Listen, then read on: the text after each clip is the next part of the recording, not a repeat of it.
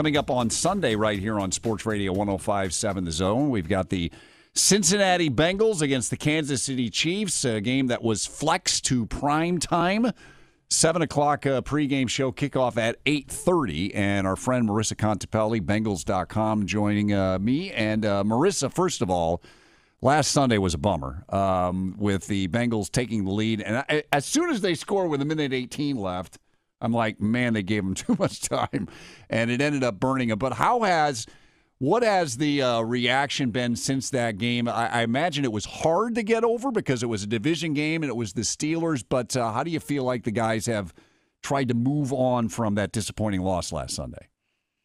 Gosh, Matt. Well, that was certainly, it was a tough pill to swallow the way Sunday kind of unfolded there in the final minute of the game. But, I mean, as you would expect, it was a very quiet locker room after the game. But a lot of the guys were saying that, you know what, we're still 4-2. We still have another big game coming up this weekend against Kansas City. So the mood was right. I mean, the guys were, of course, you know, you don't want to lose a division game at home, let alone to the Steelers. But the fact that they were already looking ahead and, you know, realizing that they're in still a good position was certainly a nice sight to see. Yeah, the bottom line is they are still leading the division, and they are still off to a very good start. It's just the way that ended, and you really had a chance to put the Steelers behind the 8 ball, and it didn't happen. But looking forward, it doesn't get any easier. This Kansas City team is, you know, the talk of the NFL, and Patrick Mahomes obviously is taking the league by storm. What is the what is the thought, especially like defensively for these Bengals? What are they saying about this Kansas City offense that they have to face? Well, they know it's going to be a tall task. I mean, Kansas City is 5-1 for a reason. They have scored 35 points on average a game. I mean, Patrick Mahomes is not playing like a second-year quarterback, that's for sure. But just in talking with some of the defensive guys this week, they realize the challenge and that Mahomes is good in the pocket, he's good out of the pocket. It's just really going to be how they match up with that speed, especially in the secondary when you have a guy like Tyreek Hill who can really be a down-the-field threat, and that even though they lost against New England, that certainly showed in their game against the Patriots. Yeah, 43-40, and I'm sure NBC would love a game like that again in prime time with the Bengals because that was highly entertaining. Marisa, I want to ask you about Ohio State guys. Sam Hubbard, I mean, the way that he has played, such a great story, too, him being from Cincinnati the week before, getting the touchdown against Miami. What has been the reaction to how Sam Hubbard has fit in with this Bengals defense? Well, it's certainly been fun to watch, Matt. And I know I've been around Hubbard for the last few years when I covered Ohio State, but he is not acting like he's a rookie. Even his demeanor in the locker room, on the field, interacting with other guys, it seems like he's a seasoned vet out there. I mean, he's fitting in so well with the defensive line and the rotations that Marvin Lewis and Terrell Austin are having on defense.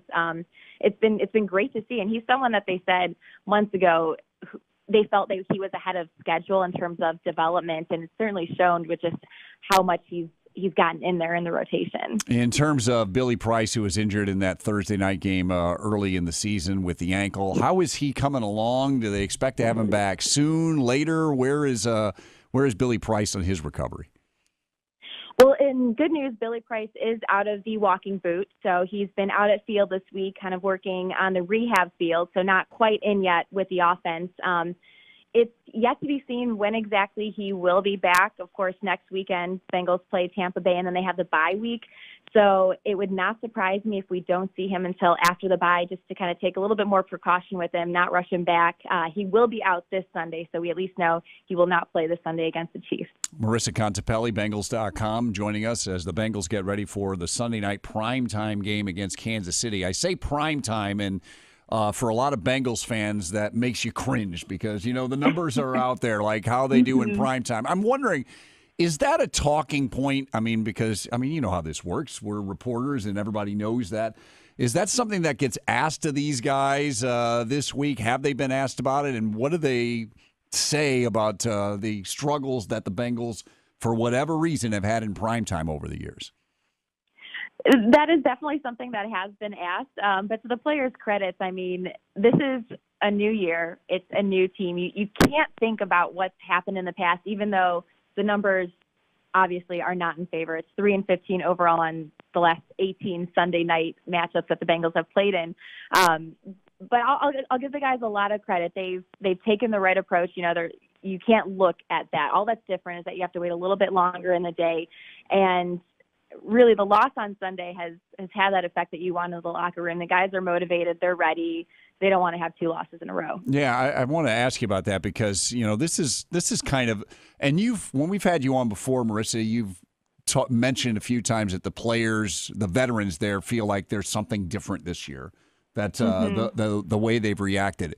A good way to prove that, I would say, this week would be to find a way to win that game because when you lose a game like they lost – I can see like Bengals fan go, same old Bengals, you know what I mean? But if you rebound and win a game against Kansas City, you really kind of prove something to the fan base, really to the NFL. Does this feel like for lack of a better way to put it, Marisa, a potential statement game for the Bengals to say, yeah, that was a blip last week, but we really are a contender here in the AFC? I would agree with that, Matt. I don't think that the players are necessarily wanting to be like, hey, look at us, like, consider us, one of the best teams in the AFC. They like to fly under the radar a little bit more in that locker room. And I don't think there's anything wrong with that. But in terms of looking at it from the bigger picture, absolutely. I mean, Tyler Boyd flat out said it this week that this feels like a must-win game coming off the way that the last game against the Steelers went. And there absolutely is something to prove. I mean, you have a 4-1 record going into a division game. You lose. Of course, you want to get back on track. And it's something that I think even the defense needs to prove more than anything, given the way it happened on Sunday and just the Chiefs' track record of being one of the top offenses in the AFC. I guess the good news is, I mean, it is going to be a challenge for the Bengals defense, but offensively, I would think the Bengals can get something too. As good as the Chiefs are, they have given up some points this year, and of course, in their loss to New England, they gave up 43, and they end up losing the football game.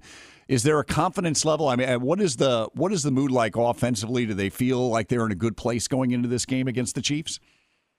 Yes, they do. Yeah, the offense, they've been clicking, and they've realized it. I mean, Andy told us during his press conference on Wednesday that they just need to stick to their offensive game plan, and they realize it could be a situation where you had in Atlanta where the last team that has the ball ends up winning, because that was, for lack of a better term, more of a shootout.